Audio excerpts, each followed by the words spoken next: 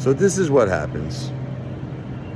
I noticed that when I put a positive spin on things, like, my wife would want me to be happy. She loves me. She loves the kids.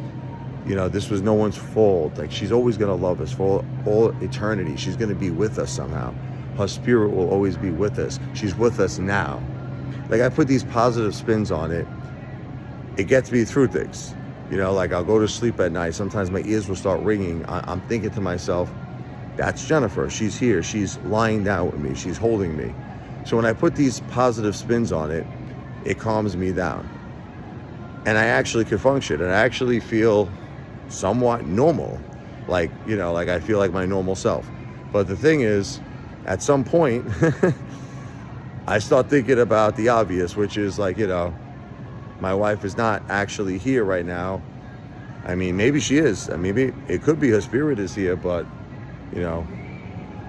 her body isn't. And I don't want to think about it. That's the negative stuff.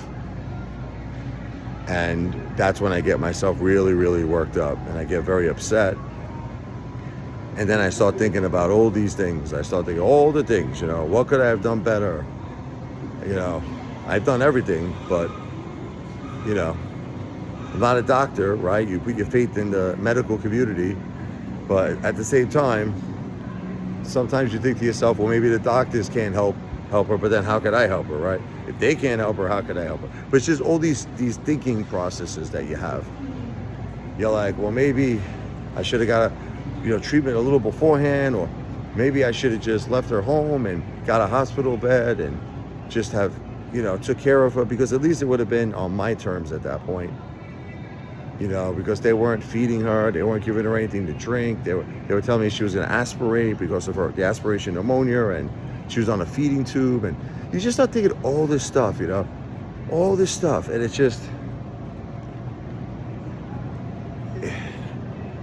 it's torturing. And that's what I'm saying. So the difference is between the positive and the negative.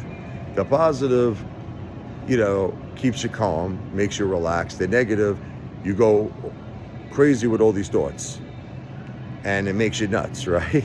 So you might say, so the simple solution is be positive. Not so simple, because you could only be, like I said, you could only be positive for so long. It's like, at some point you start missing her. You miss the love. You miss the emotion. And I know you're going to say, but you got to get over it. I know, it's just, I can't. If for some reason I love this girl so much, it's hard for me to get over it. It's hard. You got to get help. I know therapy. I know professional therapy. I know, and I'm working on it. But it's hard, man. It's just, this is a hard thing to accept. I can't accept someone that is my whole world. My whole existence was Jennifer. She was my whole existence. She was my soulmate, my partner, my best friend, the mother of my children, my wife, my lover.